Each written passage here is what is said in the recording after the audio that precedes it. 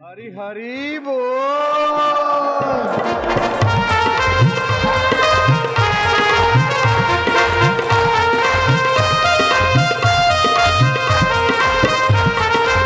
सावलिया सेठ हरी जय, मेघराजा री जय, जोधपुरी हरी जय।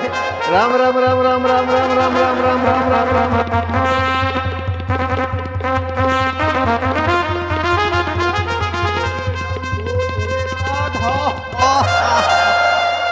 बैठो, अंदाता अंदात्री विराजो।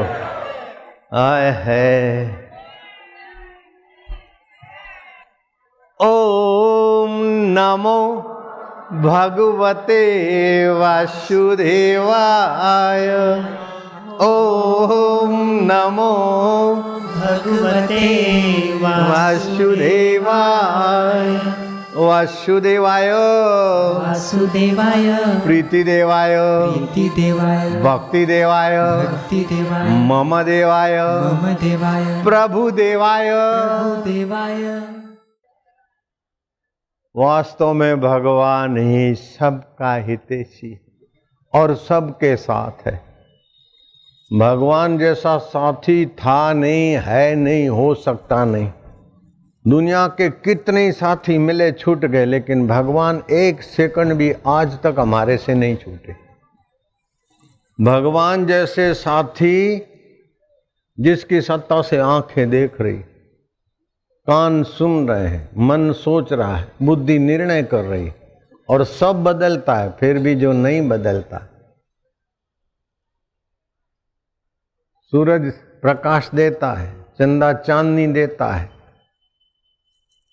वायु देवता हवा देता है, मेघ देता, लेकिन उसमें सत्ता किसकी? हरि ओम ओम राम राम राम राम राम राम राम राम राम राम राम राम राम राम राम राम राम। अरे बोले बाप जी काई करो राम राम राम राम तो जमानो गियो के हवे राम राम थी काई मळे? कोई काम धंधो करो के राम राम थी काई मळे को? एक संत महात्मा को ले गए और उसका आईएएस ऑफिसर, कलेक्टर की नियुक्ति होने वाली थी, सिलेक्शन हो गया था। उनको बुलाया कि आ जाओ आप भी संत आए हैं। तो होनहार कलेक्टर की पोस्ट वाले लड़के ने पूछा कि बाप जी कुछ उपदेश दो। बाप जी ने बोला प्रेम से राम राम करो। बोले we know Ram Ram but you say for, आप हमारे लिए कुछ जरा बढ़िया बोलो। राम नाम तुम जानते हैं? अरे बोले साले गधे क्या तुम राम राम जानते? अब कलेक्टर को साले गधे बोल दिया, हद हो गई। मुंडा तो उतर गया, न खून उखलने लगा, न मुट्ठियाँ भिड़ने लगी, न होठ चबाने लगा। दूसरा कोई होता तो मैं दिखा देता तो ये बाप जी हैं कि क्यों गए? बाप जी भी चुप और बेटे जी भी चुप, सब थोड़ी देर चुप हो गए। बाप जी जानते हुए फिर भी अनजान होके बोले भाई क्या बात है, कुछ प्रश्न उत्तर करो, सत्संग की बात हुए। राम सुखदास जी महाराज प्रश्न करके सत्संग शुरू करते थे। जो मारवाड़ी है और राम सुखदास जी का दर्शन सत्संग नहीं सुना, वो हिंदुस्तानी मारवाड़ी नहीं है। जयराम जी की बोलना पड़ेगा। है राम सुखदास जी महाराज का तो सत्संग दर्शन जिन्होंने किया है वो हाथ ऊपर करो, सबको धन्यवाद है, शाबाश। तो ऐसे लोग संत भाई कुछ पूछ लो। अपने आश्रम में भी पधारे थे राम सुखदास जी, और मैं भी उधर हरिद्वार जाता था, ऋषिकेश। कुछ पूछो, मैं क्या ही पूछना। तो वो संत ने कहा भाई कुछ पूछ लो। बोले बाप जी क्या पूछे? अभी अभी कलेक्टर ने कुछ पूछा और आपने सुना दिया तो किसी की हिम्मत नहीं होती। बाप जी बोले मैं तो कुछ नहीं सुनाया। तो कलेक्टर बोला क्या नहीं सुनाया आपने? सब सुना दिया मेरे को। तो ये तो आप संत आदमी है, मैं और मेरा तो खून उबल रहा है, मेरा तो ऐसा है, मेरी तो पोस्टिंग हो गई था, अभी तो मैं डिस्ट्रिक्ट का मालिक बनूंगा, ऐसा करूंगा। वो तो अंदर जो था अहंकार उखलने लगा। बोले बेटा तू साला और गधा शब्द को जितना जानता है उतना राम नाम को नहीं जानता है। तू बोलता है मैं जानता हूँ राम नाम को, इसीलिए मैंने प्रयोग किया कि तू राम नाम को जानता है कि गालियों को जानता है। गाली से तेरा खून उबलने लगा तो राम नाम से तेरा दिल ठरा क्यों नहीं, तेरे आंखों में चमक क्यों नहीं आई? राम शब्द से एक बार राम का रकार बोलते तो हमारे सूक्ष्म शरीर में सूर्य तत्व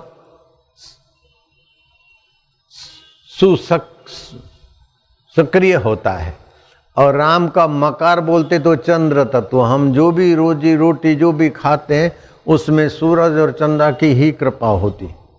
सूरज की रोशनी न मिले, चंद्रा की चांदनी न मिले तो हमारा माँ के पेट में बढ़ना भी संभव नहीं। शुक्ल पक्ष में गर्भ बढ़ता है, चंद्रा की चांदनी से ही हमारा शरीर बढ़ा, सूरज की रोशनी से ही खेत खली में और चंद्रा की चांदनी से ही सब बनता है। तो वही राम के रकार से सूर्य तत्व और मकार से चंद्र तत्व हमारे अंतर आत्मा की चेतनाओं को जगाता है। तो राम नाम को तो कहाँ जानता है? राम नाम को जानता होता तो 4 पैसे की नौकरी का तेरे को लेटर मिल गया तो अभिमान करता है। दुनिया सदियों से राम तेरे साथ है, उसका तो तुझे पता ही नहीं। जो नौकरी पाके, पद पाकर, रुपया पाकर अपने को बड़ा मानता है, वो कितना लाचार आदमी है। कतरो लाचार मनक है। पिया मळ्यो तो के मुँह मोटो, हाँ तो पियारी मोटा है, थारी मोटाई कटे गीप दिखरा नहीं बाप जी मैं तो आप, हाँ वही जगह। तो जो धन जोबन मत कर रे गर्व गुमान, गुलाबी रंग उड़ी जावेलो, उड़ी जावेलो रे फीको, पड़ी जावे गो माटी में मली जावे गो, पासो नहीं आवे गो। काई रे लायो भाया काई लई जावे गो, धन जोबन थारा जोर जवानी अठे मेली जावे गो, वीरा माटी में मली जावे गो। जो चीज छोड़ के जाना है उसका गर्व करना कितनी नादानी, और जिसको कभी नहीं छोड़ना उसको दूर मानना, परे मानना, पराया मानना कितना बुद्धि का दोष है। ये पाश्चात्य जगत ने भगवान को दूर कर दिया, और जो दूर है उस विकारों को, अहंकारों को, चिंताओं को माथे पे, छाती में, जीवन में उतार दिया। विदेशी चैनलों ने, विदेशी मीडिया ने ऐसा कर दिया कि भारत का लोग भी अब विदेशी लोगों की नाई परेशान होने लगा। पहले तो एक कमाता था 100 खाते थे, अब तो लेडी भी कमाती, लेडा भी कमाती तो भी घर में पूरा नहीं, शांति नहीं। ये दुर्दशा आ गई है। और फिर जरा जरा बात में चेकअप कर लो, ये चेकअप कर लो। अब जरा सा थोड़ा बुखार है, अब ये सीजन है, पाचन कमजोर है, तो जो पहले खाता था ऐसा खाएगा तो शरीर में कच्चा रस बनेगा। कच्चा रस को पकाने के लिए प्रकृति बुखार देती है। अब बुखार में भी खाता रहेगा तो और भारी पड़ेगा। तो उपवास करे, नीम के पत्ते थोड़े डाल दे, तुलसी के पत्ते डाल दे, 2-4 काली मिर्च डाल दे, थोड़ा सा गुड़ डाल दे, काढ़ा बना के पिए, अपने आप बुखार मिटे। बोले चेकअप करो, बोले टाइफाइड हो गया। और मेरा रसोईया को जरा खाने पीने में हो जाता है, रसोईया है तो फिर तो जरा बुखार हो गया तो यहाँ के जोधपुर के डॉक्टर ने बोला टाइफाइड की दवा दे दी। अब टाइफाइड के इंजेक्शन लगे, फिर बोले टाइफाइड नहीं है, मलेरिया है। और मेरा रसोईया तो मेरे संपर्क में रहता है ना, बोले मलेरिया है ना टाइफाइड है, मैं तो ऐसे ही ठीक हूँ। आज ठीक हो गया, बेचारे ने सेवा भी की। तो जरा जरा कितना पढ़े, कितना सर्टिफिकेट लाए और ये है वो है, इतनी खबर नहीं पड़ती तो क्या डॉक्टर है क्या गद्दो है। मैं आपको सच बताता हूं, मेरी बहन को जलंधर भगंदर हो गया था, वाड़ी LG हॉस्पिटल मणिनगर में एडमिट हुई। तो सुबह सुबह ऑपरेशन थिएटर वाला उसको स्टेचो पे सुला के ले गया। उसका नाम था मीराबाई। ऐसे करते करते टांग का ऑपरेशन करने लगे। तो बोले टांग पर काय कोई ठंडी ठंडी दवा और ये क्या लगाते? बोले बहन जी आपका पैर का ऑपरेशन होगा। बोले मेरे को तो पेट में जलन है। बोले आपका नाम मीराबाई है? बोले मीराबाई तो है, लेकिन पीछे नाम किसका है? देखा तो पीछे हेमराज नहीं है, दूसरा है। अरे मुआ तुम्हारा तो क्या, अभी टांग काट देते तो तुम्हारा बाप मेरी टांग ठीक करता के। वो बच गई। ऐसे मेरी नानी मर गई थी और शमशान में ले गए थे, लकड़ियों के ऊपर उसकी अर्थी रख दी। और फिर जब ऊपर लकड़ रखा तो नानी हिली। मैं बिल्कुल सच्ची बात बोल रहा हूं, अगर मैं झूठ बोलूं तो तुम मरो बस। मैं झूठ बोलूंगा तब ने, तुम काहे को मरो? मरे तुम्हारा पाप, मरे तुम्हारा दुख, मरे तुम्हारी चिंता, तुम तो जुग जुग जियो, तुम काहे को मरो? क्यों जी, तुम क्यों मरो? तो मेरी नानी हिली, अरे अरे क्या, अरे ये क्या कर रहे मोहा, मेरे ऊपर कैसा वजन रखो? तो लकड़ तो हटाया और कैंची मेची से काट के वो गई तो कंधे पे चढ़ के और चल के घर आए। वो हेमी बाई नाम था उनका, मेरी सगी नानी थी, मेरी माँ की माँ। बोले क्या हुआ था? बोले मैं तो पता नहीं कुछ हुआ था, फिर ले गए। तो मैं उधर देखा कि बड़े बड़े जमदूत भयंकर लोग आक्रांत कर रहे हैं, नारकी जीव है। मैं बोला ए मुआ, तुम मेरे को इधर कैसे लाए हो? मैं तो साईं फलाने संत की शिष्या हूँ और संत की दीक्षा लेने वाला नरक में नहीं जाता, तुम मेरे को नरक में कैसे लाए हो? मैंने क्या पाप किया है? मुआ साओ मुँह थे मुँह दंगी मुँह करूँ। वो बुढ़िया थी जरा ऐसा बोलने, जो सिंधी माइया है हाथ मथे खड़ो था, ये सिंधी माइया जानती होगी। मुआ तव्हांजो साओ मुँह थे, हे वठो मुँह पंज अथव, ये छा था करियो? बोले तुम्हारा हेमीबाई नाम है? बोले हाँ हेमीबाई है, लेकिन कौन सी हेमीबाई, दूसरी भी होगी ना?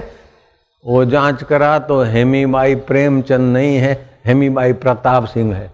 अरे मुआ काला मुंह हो तुम्हारा, प्रताप सिंह की हेमीबाई को ले आओ, मेरे को काहे को लाए हो? तो और यमराज तक बात गई। यमराज ने कहा जल्दी जाओ, उनके शव को कहीं फूंक न दे तो अपना अपराध हो जाएगा। तो फिर वो जल्दी मेरे को अपने शरीर में डाल गए और वो डाल गए, और इतने में तो तुमने लकड़ रखा तो मेरे को पता चला। फिर मेरी नानी 39 साल जी, 40 में से 1 साल कम। तो मानना पड़ेगा कि जो ये शरीर मरता है उसके बाद भी जीवात्मा रहता है, ठीक है? और जीवात्मा रहता है तो उसमें क्या होता है? 5 कर्म इंद्रिय होती है, 5 ज्ञान इंद्रिय होती, 5 प्राण होता है, मन और बुद्धि, 17 तत्व होता है जीवात्मा, और वो सूक्ष्म होता है। विज्ञानी लोग जो मरने वाला है उसके ऊपर बड़ी बड़ी मशीनें लगाकर बैठ गए कि मरने वाला जीव कैसा निकलता है, आत्मा का क्या रंग रूप है। जांच करते करते थक गए, आज तक जीव का कोई रंग नहीं मिला, कोई रूप नहीं मिला, कोई आकृति नहीं मिली, वो तो निराकार है। तो वास्तव में आप निराकार है। मैं छोगा जी हूं, मैं पूनम जी हूं, मैं रंगा जी हूं, मैं फलाना हूं, ऐ तो थारा शरीर का नाम है। ओ मैं हूं जिससे बोलते हो, वो कौन है? मन सोचता है, मन के सोच विचार बदल जाते हैं, बुद्धि के निर्णय बदल जाते हैं, फिर भी जो है नहीं बदलता है, वो कौन है? सिख धर्म के आदि गुरु ने कहा, मन तू ज्योति स्वरूप अपना मूल पिछाड़। वो जो रोम रोम में रम रहा है उस अपने राम स्वभाव के मूल को पिछाड़। गुरु के चरणों में गए, गुरु महाराज मंत्र दीक्षा दीजिए कि मारो बेड़ो पार वे जाए। गुरु ने बोला बेटा राम राम जपी। थोड़ा दिन राम राम जपा। बोले गुरु जी के भगवान का ध्यान लग जाए। बोले राम,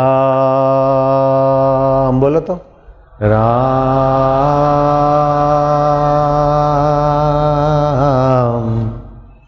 हरे राम, प्यारे राम,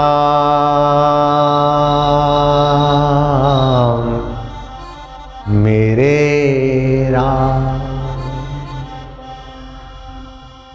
हरे राम,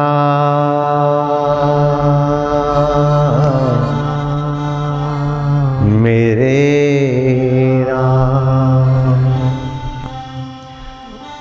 मेरे राम, प्यारे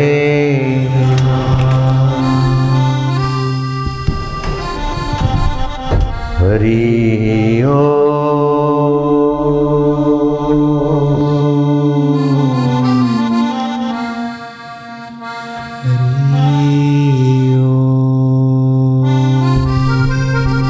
भय नाशन दुर्मति हरण, नाशन दुर्मति हरण, कली में हरि को नाम, कली में हरि को नाम, निश दिन साधक जो जपे, निश दिन साधक जो जपे, सफल होवई सब काम, सफल होवई सब काम। हरि ओम।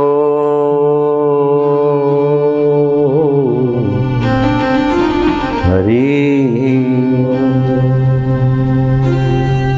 हरि सम जग कछु वस्तु नहीं, हरि सम जग कछु वस्तु नहीं, प्रेम पंथ सम पंथ, प्रेम पंथ सम पंथ, सतगुरु सम सज्जन नहीं, सतगुरु सम सज्जन नहीं, गीता सम नहीं ग्रंथ, गीता सम नहीं ग्रंथ। हरि ओम।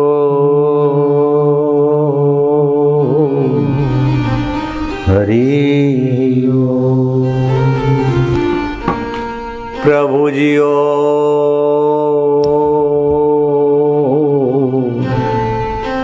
प्यारे जी ओ,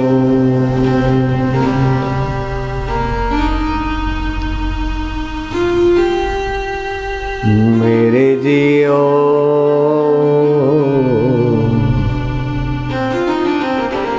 रामा जी ओ,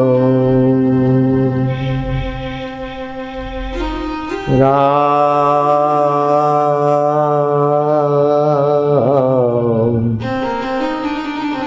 राम।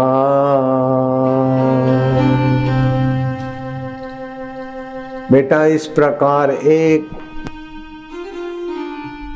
जगह पर नजर स्थिर करके 15, 20, 25 मिनट तक भगवान की पुकार कर, तेरे मन की चंचलता मिट जाएगी, बुद्धि के दोष मिटेंगे, शरीर के रोग मिटेंगे, भाग्य की रेखाएं बदल जाएगी और बुद्धि में भगवान का प्रसाद प्रकट होगा, तेरे में जिज्ञासा पैदा हो। गुरु ने सिखाया और भगत ने करा। कुछ दिन के बाद बोले बाप जी ध्यान तो लगने लग गया और पहले जो मन की चंचलता थी वो कम हो गई, नेत्रों की चंचलता थी वो भी कम हो गई, इधर इधर बंदर की नाई देखते थे वो भी कम हो गई, और पैरों की चंचलता थी वो भी कम हो गई। धर्म कर्म से वरे नहीं और मनमाना आचरण करे उसको आवारा बोलते। जो मनमाने आचरण से आपको नियंत्रित करके सबकी भलाई और आपकी भलाई करा दे उसको धर्म बोलते हैं। उस धर्म पालने में कष्ट सहने को तप बोलते हैं। जिसका धर्म और तप बढ़ता उसको भगवान में प्रीति होने लगती है, और भगवान में प्रीति होने से भगवान का सुख, भगवान का ज्ञान, भगवान का आनंद और माधुर्य प्रकट होने लगता है। तो उस साधक को भगवान का सुख माधुर्य तो प्रकट हुआ, लेकिन साथ साथ में बुद्धि भी बढ़ी कि बाप जी आंखों की चंचलता से शक्ति जाती थी, ऐसा ध्यान करने से अब चंचलता, हाथ की चंचलता, कई लोगों के हाथ तिनके तोड़ते रहते हैं, कान खोदते रहेंगे, ऐसा करते रहेंगे, नाक में उंगली घुमाएंगे और कुछ मसाला आ गया तो दोनों उंगलियों में घुमाते रहेंगे, बात भी करते जाएंगे, चाय भी पीते रहेंगे और नाक का कफ निकला हुआ है घुमाते जाएंगे। ऐसे लोगों को मैंने कईयों को देखा बचपन में, कईयों को यूं घुमाएंगे, फिर देखेंगे, फिर बातचीत करेंगे, घुमाएंगे, अरे कितनी देर के बाद यूं फेंकेंगे। ऐसे लोगों को तुमने भी देखा होगा, ईमानदारी से हाथ ऊपर करो, जिसने देखा है ईमानदारी से हाथ ऊपर करो, देखा है ना, तुमने भी किया होगा, ऐसा भी हो सकता है।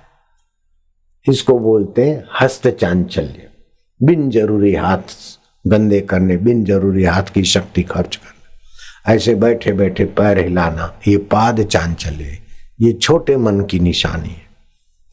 हाथ हिलाना, पैर हिलाना, नेत्र हिलाना। और पुलिस विभाग के एक डीआईजी थे, सत्संग सुना, आईजी बन गए, दीक्षा भिक्षा। बापू जी ये तो बहुत आश्चर्य होगा, मैं तो जंप मार दिया, कितने मेरे सीनियर थे, मेरे को आईजी की पोस्ट मिल गई। मैं क्या अभी देखते रहो, गोल्ड मेडल मिला राष्ट्रपति के द्वारा पुरस्कार। ऐसे 1, 2, 3, 7वां मिला तो दंग रह गए कि बापू ये क्या, डीजीपी बन गए।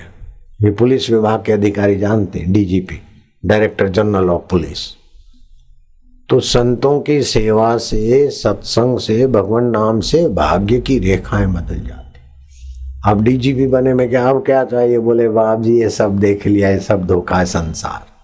आप तो जो आप देना चाहते हो वही दो, हमने तो जो मांगा वो सब बेकार। दुनिया की चीजें कितनी भी मिली आखिर छूट जाती है, लेकिन जो सदा रहता है उससे एक बार मुलाकात हुई तो अपना तो भला होता है, अपने संपर्क में आने वालों का भी भला होता है। सतरती लोकांतारिती, वो तो तर जाता, दूसरों को तारने। सतृप्तो भवती, वो अपने आप में खुश रहेगा। स अमृतो भवती, वो अमृत स्वरूप ईश्वर का सुख ले। तो उस भगत को गुरु ने बताया, इसे रोज ध्यान करने से उसके जीवन में बड़ा सुख, शांति, ज्ञान। बोले गुरु महाराज बोलते तो भगवान तो एक है, और फिर बोलते भगवान रामचंद्र जी हैं, तो भगवान कृष्ण है, भगवान शिव है, भगवान सूर्य है, गुरु भगवान है, माता पिता भगवान है। बोले बेटा अब सुन ले, तेरी भक्ति में बरकत आई है, तेरी भक्ति में दृढ़ता आई है, तो बुद्धि योग का तू अधिकारी हो गया। बुद्धि योग का अधिकारी होने से आदमी की बस यात्रा चल पड़ी। श्रद्धा तो सब में है, देवी देवताओं को, अल्लाह को, किसी न किसी को मानते हैं, लेकिन अकेली श्रद्धा तो कहीं न कहीं घुमावे में डाल देगी। श्रद्धा के साथ बुद्धि योग होना चाहिए, अर्थात कर्म में धर्म का नियंत्रण, मन पर उपासना का रस, और बुद्धि में भगवान के विषय में जानने की इच्छा, ये बुद्धि योग होता है। तो भगवान बोलते जो मुझे प्रीति पूर्वक भजता है उसको मैं बुद्धि योग देता हूं। अब आज तुम शांति से बैठे, मैं आपको एक बता देता हूं, एक घटना बड़े पीर की। नसरुद्दीन नाम का लड़का अपने बाप को बोलता, अब्बा मेरे को कुछ पैसे दे दो, मैं बड़ा आदमी बनूंगा। अब्बा मेरा गधा दे दो, मैं उस गधे पर सवार होकर घूमूंगा और कुछ बन के दिखाऊंगा। अब्बा बोलते हैं कि बेटा थोड़े दिन में मैं बूढ़ा हो जाऊंगा, 10-5 साल में, फिर मर जाऊंगा, कब्र में सोऊंगा। जब कयामत होगी मोहम्मद साहब सिफारिश करेंगे तो बिस्त मिलेगा, और तुझे तो यह मस्जिद का मालिक बना दूंगा। बोले अब्बा मैं काय को सोचूं कि मेरे अब्बा बूढ़े हो जाएं, मेरे अब्बा मर जाए, कब्रिस्तान में सोए और मैं मस्जिद का मालिक बनूं, मुझे तो अभी कुछ बनना है। रोज रोज जवान लड़का बोलता था, तो अब्बा ने पैसे भी दे दिए खर्चे पानी के, और गधा भी दे दिया। गधे पे घूमते घामते कुछ सप्ताह के बाद दोपहर की काली हवा लगी। ऊंट भी मर जाते, गधे भी मर जाते। काली हवा, जैसे आदमी को हार्ट अटैक होता है तो फिर काली हवा लगी, गधा मरा। तो मेरे दिले जवान हे जनाबे आली, क्या तू मेरे बोझ से थका? बचपन से तेरी मेरी दोस्ती थी, बचपन से तू मुझे प्यार करता था, मैं भी तुझ प्यारे के सहारे बड़ा आदमी बनना चाहता था, अब क्या होगा? अरे दोपहर को गधा मरा, रात भर रोया, दूसरे दिन भी रोए। गांव के लोगों ने देखा कि ये कहीं नसरुद्दीन मर न जाए, वो खड्डा खोद के गधा को गाड़ दिया और मुजाहिर बना दी, अगरबत्ती लगा दी, फूल चढ़ा दिए। कोई फुटकर नेता था, पुलिस विभाग जानते हैं, कोई छोटे मोटे नेता होते हैं गली गलियारे के, उसने चादर लाके लगा दी, खाना लाके खिला दिया, तखलुक का खाना खा। अब वो नेता ने चादर चढ़ा दी तो कोई पीर होगा, बोले अब क्या नाम रखे? 2 पैर वाला मरता है तो वो पीर नाम रखते, ये तो 4 पैर वाला है, बड़ा पीर नाम रख दिया। अब तो गांव के लोग बड़ा पीर बड़ा पीर बड़ा पीर लोग आवे, फूल चढ़ावे, माला रखे, क्या क्या करे। धीरे धीरे लोगों की मनोतियाँ अपने भाव से, कभी कोई काम होने वाला है और छोरे का बुखार मिटने वाला है और बड़े पीर के पास आ गए और बुखार मिट गया, बोले बड़े पीर ने मिटाया। और बड़े पीर को तो पता ही नहीं मैं बड़ा पीर हूँ, तो गधा था। वैसे करते करते दूर दूर के लोग आने लगे। यकीन, श्रद्धालु लोग आते, लेकिन श्रद्धालु आगे पीछे का नहीं सोचता है तो फिर कहीं ना कहीं फंस जाता है। तो 4 साल में तो बड़े पीर की मुजाहिर मस्जिद में बदल गई, कई कमरे बन गए, बाजारें बन गई, तकिया, रजाई, खाना पीना, नानवाई की दुकानें, होटलें, करियाना, 1000 परिवार तो बड़े पीर के आसपास जम गया डेरा। अभी पाली और जोधपुर आते बीच में भी कोई मंदिर बन गया है और भीड़ इकट्ठी होती है। 2-4 साल पहले ऐसा नहीं देखा गया था। तो लोग तो बेचारे देखा देखी करते हैं। तो श्रद्धा तो सभी में होती है और कहीं भी कोई ले जाए लग जाए, लेकिन भगवान बोलते हैं बुद्धि योग उपाश्रित। श्रद्धा के साथ आपकी बुद्धि में सत्संग होना चाहिए, आपके बुद्धि में भगवान की समझ होनी चाहिए, आपके बुद्धि में भगवान का आनंद होना चाहिए, आपकी समझ में भगवान का ज्ञान होना चाहिए। बुद्धि योग उपाश्रित मच्चित्ता सततम। अब 4 साल बीत गए। नसरुद्दीन के बाप ने सोचा कि मेरे मस्जिद में तो आमदनी कम हो गई और कुछ कोस दूरी पर कोई बड़ा पीर की मुजाहिर है और बहुत लोग आते हैं, तो चलो हम भी देख के आए कि उधर क्या है, बड़ा पीर से कुछ जानकारी ले आए तो अपनी मस्जिद का भी कमाई बढ़ जाए, धंधा। तो नसरुद्दीन का बाप कई सप्ताहों की यात्रा करते पहुंचा बड़े पीर के यहाँ। उसने भी घुटने टेके। अब उसको पता नहीं कि मेरा दिया हुआ गधा ही बड़ा पीर बना है। समझ रहे, सुन रहा हो कहते। ये कथा है मुक्तानंद बाबा के ग्रंथ में विस्तार से लिखी हुई, गणेशपुरी बंबई के पास। उसने बोला कि ये बड़े पीर की मुजाहिर का जो मस्जिद का मालिक है, मेरे को उससे मिलाओ। बोले तो नहीं मिलेंगे जल्दी से। बोले माँ साहब है। बोले मैं जरा हाथ जोड़ता हूँ, तुम ये को दिया सज्जा। मिलाया तो देखा था कमरे में ठाठ माठ से अपना, जैसे महंत होते हैं ना अपने बड़े बड़े महंत गादीपति, ऐसे वो बड़े पीर का गादीपति उसका बेटा ही बैठा था। तो बाप ने बेटे को देखा। बोले माँ साहब गुस्ताखी माफ हो, आपको देखकर मुझे मेरे बेटे नसरू की याद आती। हाँ, आपके गाल फूले हुए, रंग खुला हुआ है, जरा मोटे हुए हो, वो मेरा छोरा और आपकी शिकल आबेहू मिलती। 4 साल हो गए वो कम वक्त गधा लेकर निकला। जिंदा है कि मर गया मेरे को पता नहीं, और मेरी मस्जिद की आमदनी भी कम हो गई। मैं इधर देखने सीखने आया हूँ। नसरुद्दीन जोरों से हंसा। बोले क्यों हंसते हो जनाबे आली? बोले अब्बा मैं वही तुम्हारा नसरुद्दीन बेटा हूँ। अरे हरामी, तू ऐसा कैसे बड़ा आदमी बन गया? बोले आपने जो गधा दिया था ना, उसी बड़े पीर की करामत है। मैं कहूँगा बड़े पीर की करामत नहीं है, मुसलमानों की यकीन की करामत है। यकीन माना श्रद्धा। श्रद्धा के बिना तो मनुष्य पशु है, लेकिन श्रद्धा के साथ बुद्धि योग भगवान बोलते हैं, बुद्धि योग उपाश्रित। तो उसका बाप जोरों से हंसा। बोले अब्बा तुमको हंसी कैसे आती? बोले अपने घर में भी कोई मर गया था और हमने उसको पीर पीर करके अपना ये धंधा चालू किया, लेकिन बाप ने तो मनुष्य को पीर बना, तू गधे को बड़ा पीर बना दिया। तू तो मेरा भी उस्ताद है। अब उस्ताद है कि नहीं है, लेकिन मानवता के ज्ञान का गला घुट जाता है। अभी लखनऊ में तुम जाओगे तो लाइन लगती जुम्मे को, सिगरेट चढ़ाते वहां। एक सिपाही मर गया था, सैनिक सिपाही, तो सिगरेट बाज था, तो उसके परिवार वालों ने मुजाहिर बना दी। समय के वर्षों की कतारें बीती। अब उस पीर साहब को, जो सिपाही था सेना में, कोई जनरल कर्नल नहीं था, सिपाही सूबेदार, बहुत छोटी पोस्ट होती है, वो सिगरेट चढ़ते हैं। अब वो सिगरेट वो पिएगा कि उसका प्रेत आत्मा पिएगा कि उसकी मुजाहिर संभालने वाले। लेकिन मुसलमान भाइयों में यकीन की तो बहादुरी है, उसका तो मैं धन्यवाद करता हूँ। लेकिन यकीन के साथ मौलाना जलालुद्दीन रूमी की नाई सूझबूझ भी होनी चाहिए।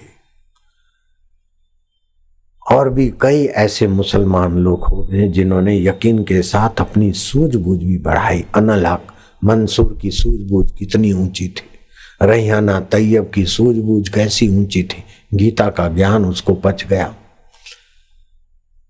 तो अपने जीवन में भगवत संबंधी सूझबूझ बढ़ाना। जैसे राम शब्द बोलते हैं तो राम के रकार से सूर्य तत्व, मकार से चंद्र तत्व। ऐसे ओमकार शब्द बोलते हैं तो तुम्हारे मूलाधार शरीर में क्या क्या होता और 15 प्रकार की शक्तियां आपकी विकसित होती है। ऐसे शिव शब्द बोलते तो क्या क्या फायदे होते हैं। जैसे ओमकार मंत्र का ऋषि भगवान नारायण है, भगवान नारायण ने खोजा ओमकार मंत्र की शक्ति। तुम भगवान नारायण के पहले ओमकार मंत्र था, तो ऋषि भगवान नारायण है। और ओमकार मंत्र जपने से अगर 120 माला जपता है 50 दिन तक, और गाय के दूध की खीर बना के भगवान को, सूर्य को भोग लगाता है, तो 7 जन्म की दरिद्रता मिट जाती। ओमकार मंत्र में इतनी शक्ति। अब मैं आगे की कथा तुमको सुनाता हूँ। शिष्य ने बोला कि भगवान तो एक है और आप गुरुजी शिव भगवान है, कृष्ण भगवान है, राम भगवान है, सूर्य भगवान है, तो अनेक भगवान हो। बोले बेटा अब तेरी बुद्धि में योग आ रहा है, प्रश्न पूछने की अक्ल आ रही क्या? एक राम घट घट में बोले। जो घट घट में बोल रहा है, जिसकी सत्ता से वाणी उठती है, सुन ले। भगवान, भ माना जिसकी सत्ता से भरण पोषण होता है शरीर का, ग माना गमनागमन होता है, व माना जिसकी शक्ति से वाणी उठती है, और न माना ये सब न हो फिर भी जो साथ नहीं छोड़ता है वही भगवान है। वो कभी तुम्हारा साथ नहीं छोड़ता। गुरु महाराज तो एक राम घट घट में बोले, दूजो राम दशरथ घर डोले, तीजे राम रो सकल पसारो, चौथो राम है सबसे न्यारो। ऐसा करके तू शांत बैठा कर, फिर अपना जप चालू करो। एक राम घट घट में बोले राम, दूजो राम दशरथ घर डोले राम, तीजे राम का सकल पसारा राम, चौथा राम है सबसे न्यारा राम। थोड़ा दिन किया तो बोले, फिर गुरु महाराज बोले भगवान तो 4 राम हो गए। बोले राम तो एक है, लेकिन उपाधि 4 होने से 4 दिखेंगे और लाख उपाधि होने से लाख होंगे। चंद्रमा तो एक है, लेकिन थाली एक है तो एक चांद दिखेगा, और 10 थाली है तो 10 चांद दिखेगा, लाख थाली है तो लाख चंद्रमा दिखेगा। और दरिया में भी दिखेगा, पोखरे में भी दिखेगा, गटर में भी दिखेगा। अब गटर में चांद मैला मुटला दिखे तो चांद मैला नहीं है, गटर। ऐसे किसी के अंदर कोई पापी है तो भगवान की सत्ता तो है, लेकिन उसके कर्म ऐसे दिखते। तो वही राम दशरथ घर डोले, वही राम घट घट में बोले, उसी राम का सकल पसारा, वही राम है सबसे न्यारा। जैसे घड़े का आकाश भी वही है, और ये मेरी केबिन का या मठ का या मकान का आकाश भी वही है। मकान की उपाधि से मठ आकाश, घड़े की उपाधि से घट आकाश, मेघ की उपाधि से मेघाकाश, और सारी उपाधियों से रहित महाकाश है। तो महाकाश, लेकिन घटाकाश भी वही है, मठाकाश भी वही है, मेघाकाश भी वही है। ऐसे ही कीड़ी में तू नानो लागे। कीड़ी कितनी छोटी, उसका दिमाग कितना सा होगा, फिर भी मच्छर कितना छोटा। ओ बड़ा साहब है, आईजी बना है, डीआईजी बना, डीजीपी बना है, अरे गृह मंत्री है और कान के आगे मच्छर आया है। और गृह मंत्री अपनी अक्ल लगा के पढ़ा लिखा है, आइडिया से यूं करता है। वो मच्छर गृह मंत्री की मुट्ठी में नहीं आता, उसको भी चकमा देके चला जाता है। ये अक्ल कहाँ से लाता है? गृह मंत्री है। सारा पुलिस विभाग जिसको सलाम मारता है, उसको मच्छर चकमा देके चला जाता है। अरे बोले छोरों को पकड़ते नहीं, 420 ही हो रहे। साहब तुम मच्छर पकड़ने में विफल हो रहे हो, कहीं करा मैं तो मार तो खाकी वर्दी है, लोग मने तो बाढ़े थाने तो मच्छर खाकी वर्दी भी नहीं है, थारा थी मच्छर हाले जाए के वो मच्छर में अक्कल कौन दे रही हो कि ए हाथ आयो અને અટાથી આવ્યો તું ઓટાથી જા, એ અક્કલ કોણ દઈ રહ્યો है? वो घट घट में बोले ज्ञान स्वरूप है राम। कीड़ी में तू नानो लागे, हाथी में तू मोटो जू, बण मावत ने माते बैठो, हाकण वालो तू रो तू, ऐसो खेल रचो मेरे दाता, जहाँ देखूं वहां तू रो तू। बण बालक ने रोवा लागे, ओ हला करो भाई डायो है मारो छुगियो है रे, मारो थोनो है रे, मारो भंजो है रे, मारो चौपियो रे, मारो चौपो रे, चौपो जी के हलणो। बण बालक ने रोवा लाग्यो, छानो राखण वालो मां में भी तू रो तू है। करचोरी ने भागण लाग्यो, पकड़ने वालो तू रो तू। कीड़ी में तू नानो लागे, हाथी में तू मोटो जू, बण महावत ने माते बैठो, हाकण वालो तू रो तू, ऐसो खेल रचो मेरे दाता, जहाँ देखूं वहां तू रो तू। करचोरी ने भागने लाग्यो, पकड़ने वालो खाकी तू रो तू। 3 स्टार तू रो तू, 2 स्टार तू रो तू, आईजी डीआईजी तू रो तू, एक रो एक है। करचोरी ने भागण लाग्यो, पकड़ने वालो तू रो तू, ले जोड़ी ने मागण लाग्यो, देवा वालो दाता तू। जल थल में तू ही बिराजे, भूत जंतरे भेड़ो तू, कत कबीरा सुनो भाई साधु, गुरु भी बन के बैठो तू ने सत्संगी बन के बैठो तू, एड़ो खेल रचो मेरे दाता तू रो तू। इस प्रकार का ज्ञान घर के झगड़े मिटा देगा, समाज का शोषण मिटा देगा, अशांति मिटा देगा और भगवान के साथ जल्दी योग हो जाएगा। घर में झगड़े हो तो क्या करें, झगड़े क्यों होते ये ढूंढ लो। झगड़े होते हैं, घर का जो भी व्यक्ति है जो अपना सुख चाहता है, सुविधा चाहता है, वो कुटुंब का ख्याल नहीं रखता तो वो घर का परिवार का बड़ा नहीं है, वो तो अपने शरीर का भगत है। परिवार के बड़े का कर्तव्य है कि अपने ना ही सारे परिवार को खाना मिले, पीना मिले, इज्जत आबरू मिले तो परिवार अच्छा चलता है। पत्नी सोचती कि मेरी चले, पति सोचे मेरी चले, सासू बोले मेरी चले, बहू सोचे मेरी चले, नणंद बोले मेरी चले, देरानी बोले मेरी चले, जेठानी बोले मेरी चले। वो सब स्वार्थ और अहंकार के कारण झगड़े पैदा होते। तो घर को स्वर्ग में कैसे बनावे कि घर में बुद्धि योग ले आओ। हे भगवान, सब घर का जो बड़ा हो 1 लोटा पानी ले लो, गुरु मंत्र जप करके अथवा भगवान के नाम का जप करके लोटा पानी पलंग के नीचे रख लो। सुबह उस लोटे में अपना मुंडा देखो, हरि ओम शांति, तू सब में है, सब तुझ में है, हरि ओम राम राम, जो भी भगवान में प्रीति हो घर में छांटा मारो, घर के झगड़े धीरे धीरे शांत हो।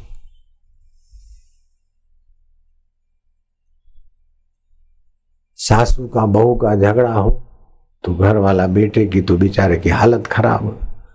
माँ को बोले तो बोले देख ये तो बैरी का गुलाम हो गया छोरा के, मैं तो दुख देख के इतना बड़ा किया, अब मेरे को डांटता है, औरत की बात मानता है, ये तो औरत का पिट्ठू हो गया।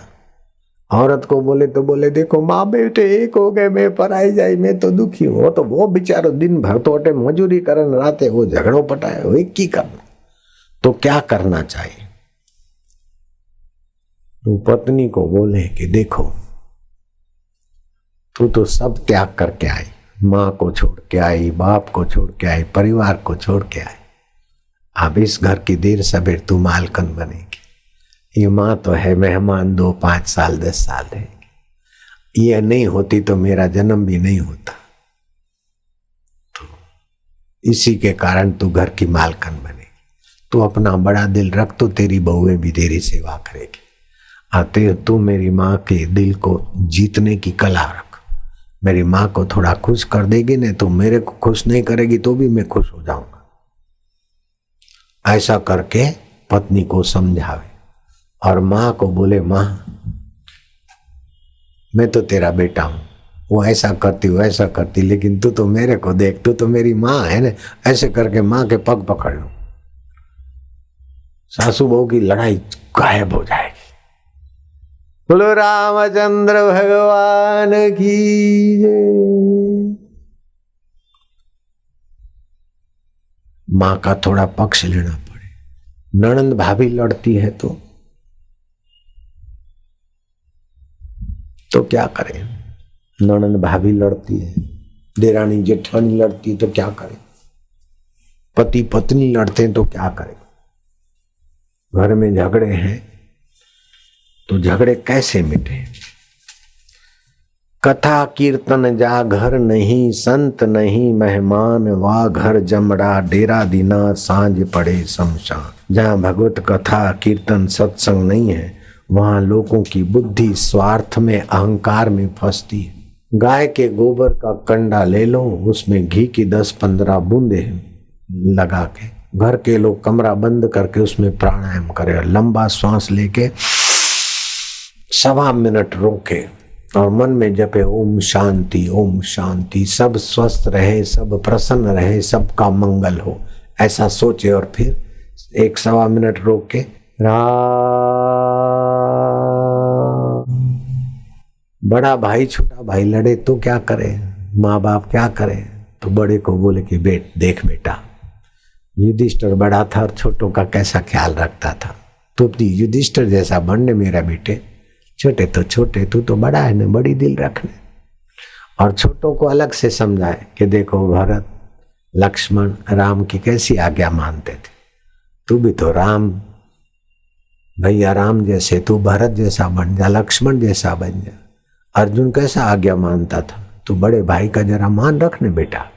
बड़े को अलग से समझाए, छोटे को अलग से समझाए, घर के झगड़े शांत हो जाए। तो बड़े के सामने छोटे को डांटेंगे तो बड़ा और हरामी हो जाएगा, और छोटे के आगे बड़े को डांटेंगे तो छोटा हरामी हो जाएगा।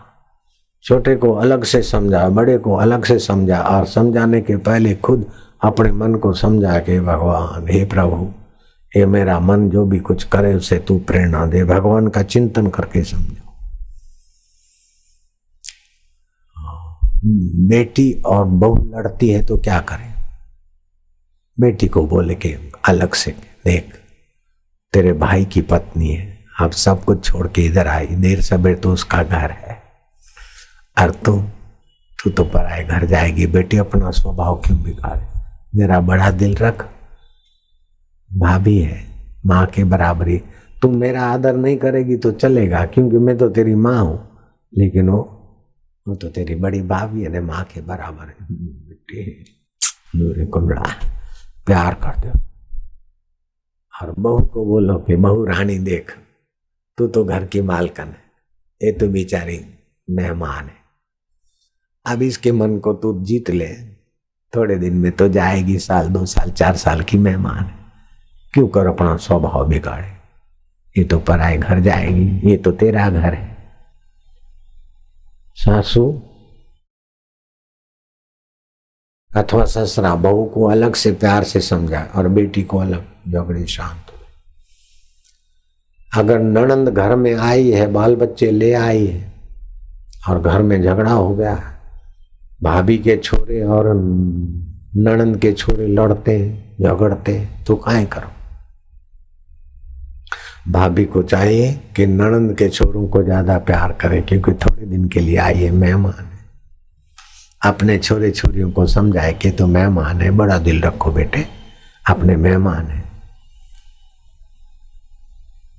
और ननंद घर से जाती हो तो माँ उसको छुपा छुपा के रुपया पैसा गहना गैठा दे, तो बेटी बोले कि माँ तुम दोगी ने छुपा छुपा के तो चोरी का होगा, तुम बुढ़ापा क्यों खराब करो, भले चीज तुम्हारी है लेकिन भाभी के हाथ से दो, तो भाभी को लगेगा कि मैंने दी। और मैं भी बोलूंगा कि मेरी भाभी मेरे को बहुत देती है, बहुत स्नेह करती है, तो भाभी का औदार्य खिलेगा। और नहीं तो तुम चोरी छुपी दोगे तो मेरा कब तक है, मेरे को तो तुम तो माँ बुरा मत मानना, तुम तो मेहमान हो, देर सवेर तो मेरे को भाई के घर आना है तो भाभी से मिल के रहना पड़ेगा क्या? तो तुम जरा भाभी को आगे करके मेरे को कुछ जो देती हो तो दो न, तो हमारा प्रेम बना रहेगा। तो ननद भाभी का प्रेम हो जाएगा। एक लड़की की शादी हो गई और उसकी सास इतनी लुच्ची थी कि बाप रे बाप, वो अपनी दादी सास को बहुत दुख देती थी। दादी सास को तो फटी खटिया पे फेंक दिया, ठीकरे में खाना देवे, पुराना कपड़ा देवे और दिन भर मेणा मारे। और छोरी कमला ने देखा कि मेरी सासू तो अपनी सासू से बहुत बुरा व्यवहार करती, और मैं बोलूँगा कि दादी माँ से बुरा व्यवहार नहीं करो तो मेरे पीछे लग जाएगी। चल रही निगुड़ी, तू तो कल की आई है, तो छोरी है, मैं मेरे को क्या ज्ञान देती है? हे भगवान, मैं क्या करूं? राम ही केवल प्रेम प्यारा, जान सके कोई जान निहारा। भगवान ही हमको प्रेम करते हैं, भगवान को पुकारते न, जैसे बच्चा माँ को पुकारे न, ऐसे आप राम, तो भगवान समझेंगे मुझे पुकारता है। ओम हरि ओम, अंदर से भगवान खुश हो। फिर शांत हो जाओ तो आपकी बुद्धि में भगवान अपना योग दे देंगे, समझ दे देंगे। कमला की समझ आई कि दादी सासू के पास रहने लगे, उसको पंखा आके उसके पैर दबावे। तो सासू ने देखा कि तू मेरी बहू होकर ये डोकरी के पास क्यों बैठती, मेरे पास क्यों नहीं बैठती? बोले सासू जी, मैं आपके पास बैठती हूँ, थोड़ा बैठती हूँ, उधर जरा ज्यादा बैठती हूँ। मेरे माँ बाप ने कहा कि जितने बूढ़े बुजुर्ग हैं उनसे बहुत कुछ सीखने को मिलता है। अपनी उम्र वालों के साथ बैठते ने तो काम विकार की बातें होती, किसी की निंदा होती, किसी की ईर्ष्या होती, पाप बढ़ता है। और बड़ों के सामने बैठते तो मर्यादा और संयम बढ़ता है, और एकदम बूढ़े बुजुर्गों के सामने बैठते तो धर्म बढ़ता है। तो सासू जी, तुम तो जीवन भर हो, दादी माँ तो कब चली जाए, तो मैं तो जरा धर्म लाभ कर लूं और आप और हम दोनों बैठा करें। बोले मैं नहीं बैठती डोकरी के सामने, तेरे को क्या मिलता है? बोले इस घर की रीत रिवाज सीखने को मिलेगा दादी माँ से। अच्छा, तो ठीकरे क्यों इकट्ठा करते हैं? कि इस घर की रीत रिवाज सीख रहे हूं। तो सासू जी, तुम अपनी सासू को ठीकरे में देती हो, तो तुम भी जब बूढ़ी हो जाओगी और मैं भी जरा बड़ी उम्र की हो जाऊंगी तो मेरा भी कर्तव्य है कि आपको ठीकरे में भोजन दूं।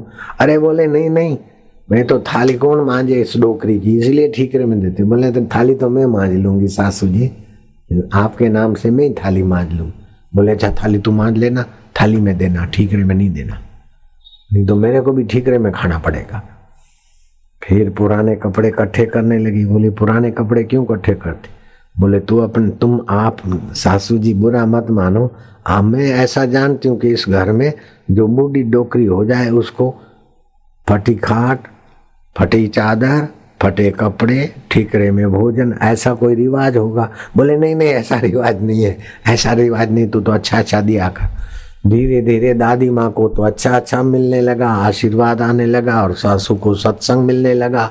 सासू को भी दो पैर दबा देती, चंपी कर देती, प्रणाम कर देती, सासू दादी सासू को भी कर देती। धीरे धीरे आप अमानी रह के दूसरे को मान देने वाला आदमी सबको प्यारा लगता है। पतिदेव के लिए सीजन के अनुसार भोजन बनाती, सुबह जल्दी उठती और थोड़ी देर भगवान में शांत होती तो बुद्धि योग मिलता। रात को सोते समय में भगवान क्यों, भगवान मेरे है, शरीर मिथ्या है, दुख भी मिथ्या है, सुख भी मिथ्या है, संसार स्वप्न है, लेकिन उसको जानने वाला प्रभु अपना है। राम राम राम राम राम राम राम राम राम राम राम, हरि ओम ओम ओम ओम ओम ओम ओम, प्रभु जी ओम ओम ओम ओम। ऐसा खुशी करके सोती थी। फिर सोते समय श्वास अंदर जाए तो गुरु ने बताया था राम, बाहर आए तो एक, श्वास अंदर जाए तो शांति, बाहर आए तो एक। तो भगवान का नाम और शांति से उसका हृदय पवित्र हो गया, उसकी आंखों से पवित्रता, उसकी वाणी से पवित्रता, उसके कर्म से पवित्रता। घर के लोग तो वो कमला बहू के भगत बन गए। ससुरा भी उसका आदर करे, सासू भी आदर करे, दादी सासू और पति भी उसकी इज्जत करे, अड़ोस पड़ोस की माइयों में बोले ये तो लड़की नहीं है, अरे ये तो कोई देवी है, अरे बोले मैं तो देवी बेवी कुछ नहीं हूँ, मैं तो गुरु महाराज का सत्संग सुनने गई थी। जिससे दूसरे को मान देकर दूसरे का दिल प्रसन्न करो तो वही भगवान की पूजा है। बाकी बड़ा पीर और छोटा पीर और ये सब अपने को फंसाना नहीं है। जिसको सासू में भगवान नहीं दिखे, ससुरा में भगवान नहीं दिखे, पुत्र में भगवान नहीं दिखे, पति में भगवान नहीं दिखे, पड़ोसी में भगवान नहीं दिखे, उसको बड़ा पीर में अल्लाह कहाँ दिखेगा? वो तो गधे की हड्डियां पड़ी है क्या? ये सब कथा सुन सुन के मेरी अक्ल बढ़ गई तो मैं बुद्धि योग का आश्रय लिया। इसीलिए मेरे ये सब सत्संग की महिमा है। फिर तो अड़ोस पड़ोस की लड़कियां, अड़ोस पड़ोस की माइयां भी आके कमला के पास बैठे, शाम को रोज सत्संग मंडल बनाया, सत्संग करे, कीर्तन करे। जब मायके जाए तो मायके में सब बातें बनाए तो कई लड़कियां को अब माँ अपनी लड़कियां उसके पास भेजती कि देखो इसकी सासू कितनी लुच्ची थी, इसकी सासू भगत बन गई, दादी सासू का भला हो गया। तुम भी पराए घर जाओ तो हमको फरियाद मत करना, कैसी भी परिस्थिति आए दुख सहिष्णुता लाना ये तप हो जाएगा, भगवान को पाने की इच्छा रखना ये जिज्ञासा हो जाएगा, और भगवान का नाम लेना और भगवान के नाते कर्म करना ये कर्म योग हो जाएगा। तो पड़ोस पड़ोस के लोगों को कमला के सत्संग से अपने बेटियों को सुधारने का अवसर मिल गया, अपने बहुओं को सुधारने का अवसर मिल गया। तो एक सत्संग कितने आदमियों को सुधारता है, कितने परिवार को सुधारता है। तो जो सत्संग करते हैं, करवाते हैं, सत्संग करने कराने में भागीदार होते हैं, उसका तो 7-7 पीढ़ी तर जाती। अन्नदान करना चाहिए, अन्नदान, भूमिदान, सुवर्णदान, गौदान, गौरस दान, कन्यादान, विद्यादान। ये कलयुग में दान की बड़ी भारी महिमा है, लेकिन सत्संग दान तो सर्वोपरि दान है। विद्यादान किया, डॉक्टर बन गया तो भी झूठे मूठे ऑपरेशन बता के पैसा लूटे। है तो लड़का, बोले छोरी है, अबॉर्शन करा लो। है तो कोई बुखार, बोले टाइफाइड हो गया। है तो टाइफाइड, बोले मलेरिया हो गया, पैसा लूटे। विद्यादान तो किया, लेकिन सत्संग नहीं है तो मरीजों को लूटेगा, फिर उसके छोरे छोरी लवर लवरी बन के उसका दिल चलाएंगे। हराम का पैसा घर में आता है ना तो छोरों की बुद्धि खराबी हो जाती। जैसा अन्न तैसा मन। हराम का अन्न आएगा ना, बेईमानी का अन्न आएगा तो छोरे छोरियों का मन, अपना मन परेशान होता है। तो जो सत्संग करता है, करवाता है, दूसरे को सत्संग में ले आता है, उसको तो भगवान शिव जी के तरफ से मैं धन्यवाद दूंगा। शिव जी बोलते पार्वती उनकी माता धन्य है, उनके पिता धन्य है, उनका कुल और गोत्र धन्य है, जिनके हृदय में गुरु भक्ति है, भगवान की प्रीति है। आप बोली जो सब शिव जी के वचन है। धन्य माता पिता धन्यो, धन्य गोत्रम धन्यम कुलोद्भव, गोत्रम धन्यम, धन्या च वसुधा देवी, धन्या च यत्र स्यात् गुरु भक्ततः। हे पार्वती, उनकी माता धन्य है, उनके पिता धन्य है, उनका कुल और गोत्र धन्य है, जिनके हृदय में गुरु भक्ति है, कानों में गुरु का ज्ञान है। भगवान को अपना मान के, अपने को भगवान का मान के ऐसा उपासना करो जिससे भगवान अपने को बुद्धि योग दे देवे। राम ही केवल प्रेम प्यारा, जान सके कोई जान रहा। पति पत्नी का संबंध विकार की प्रधानता से, सेठ नौकर का संबंध पैसे और काम की प्रधानता से, नेता और जनता का संबंध वोट और सहूलत की प्रधानता से है।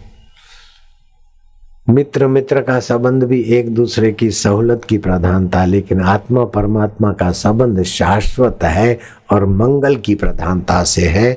आपका भगवान के साथ जो संबंध है उसको कोई तोड़ नहीं सकता, और संसार के संबंध को कोई सदा रख नहीं सकता। जो छूटने वाला संबंध है उसका सदुपयोग करो। माता की सेवा कर लो, पिता की सेवा कर लो, किसी की सेवा कर लो, और बदले में शांति भगवान की, जिसके साथ अपना शाश्वत संबंध है उसमें शांत होना सीखो। उसके साथ अपनत्व का अनुभव करो। भगवान मेरे हैं, सतरूप है, चेतन रूप है। पति सुख दे ऐसी कंगाल मत बनना बेटी, पत्नी से सुख लूं ऐसा चमड़े का भगत मत बनना।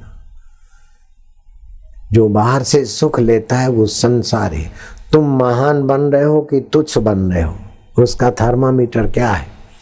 जब इच्छा, वासना और सुविधा भोग कर तुमको मजा आता है तो समझ लो कि आप तुच्छ चीजों के तरफ, तुच्छता के तरफ जा रहे हो। लेकिन उन चीजों का उपयोग करके दूसरों की भलाई में लगाकर अंतरात्मा की शांति मिल रही। इच्छा कम, इच्छा पूर्ति से सुख नहीं मिलता, लेकिन इच्छा निवृत्ति से सुख मिलता है। तो समझो आपका बुद्धि योग शुरू हो गया, भगवान ने आपको स्वीकार कर लिया। दूसरे की भलाई से आपको सुख मिलता है तो समझ लो कि भगवान आपके ऊपर प्रसन्न है। और दूसरे का बिगाड़ने से आपको सुख मिलता है तो समझो शैतान आपको दबोचने वाला है। जो दूसरों को दुख देकर सुखी होना चाहता है उसको बड़े बड़े दुख सहने पड़ते, लेकिन जो दूसरों के दुख हर के भगवान की प्रीति चाहता है उसको बड़े में बड़े परम सुख की प्राप्ति होने वाली। इसलिए सुख का गुलाम मत बनो। झगड़े क्यों होते हैं? शरीर में अहंता करते हैं। हकीकत में शरीर तो मरने वाला पुतला है और वस्तु में ममता कर दी। जो वस्तु छोड़ के जानी है उसको मेरी मेरी मानकर झगड़े होते। जो शरीर मरने वाला है उसको उसके बड़प्पन में झगड़े होते। शरीर का गर्व गुमान छोड़ दे, वस्तुओं में आसक्ति छोड़ दे, झगड़े शांत हो जाएंगे। और जैसी रीति बताई ऐसा एक दूसरे से मधुर व्यवहार करो। मधुर व्यवहार नाम की थोड़ी सी एक छोटी सी पुस्तक ले जाना, 50 पैसे की होगी कि 1 रुपए की होगी। वो पढ़ना तो घर के झगड़े तो मिटेंगे, पड़ोस के झगड़े की भी मिटेंगे। जीभ तालू में लगा दो, श्वास रोक के रखना।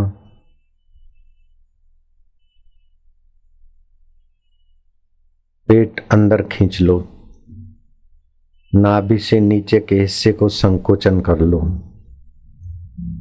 ये लगता तो छोटा सा प्रयोग है लेकिन बहुत प्रकार के दोषों को हरेगा और स्मृति योग में बहुत बड़ी भारी मदद करेगा। अर्जुन बोलता ना, लब्धा ज्ञान।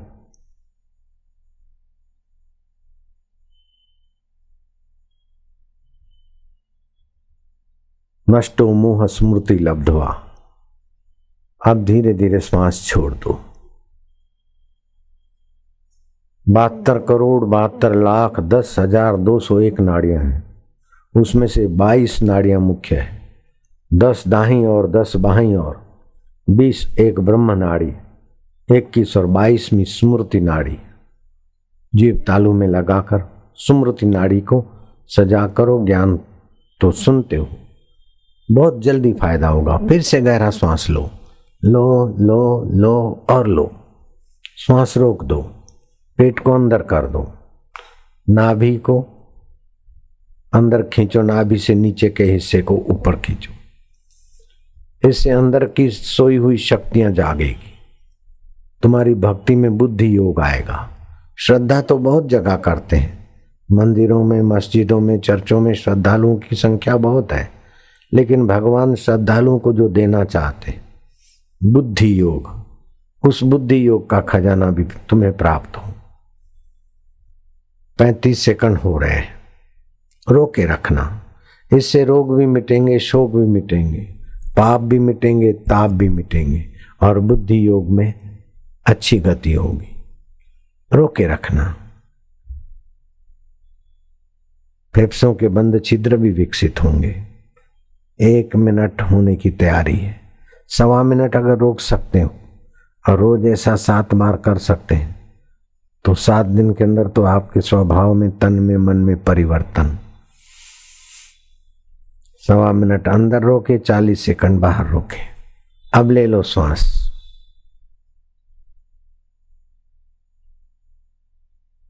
फिर से गहरा श्वास लो, लो लो और लो।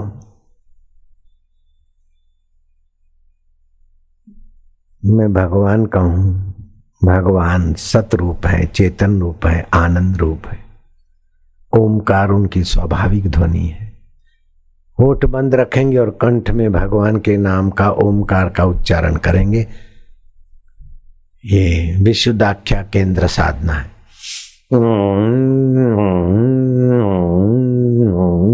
डोकी लाओ।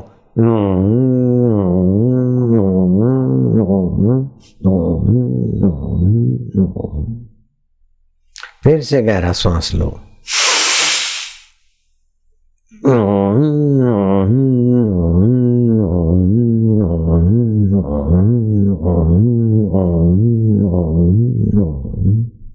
दिन में ऐसा 2-3 बार सुबह खाली पेट करो अथवा शाम को। इससे बुद्धि योग में, स्मृति योग में तो फायदा होगा, ध्यान भजन में भी मदद मिलेगी। किसी के पास कुछ नहीं होता उसको देखकर हंसती है दुनिया, किसी के पास बहुत कुछ होता है तो उसको देखकर जलती है दुनिया। लेकिन जिसको बुद्धि योग मिल गया, भगवत रस, भगवत ज्ञान, भगवत माधुर्य, निष्काम कर्म मिल गया, उसके लिए तो तरसती है दुनिया, तरसती है दुनिया।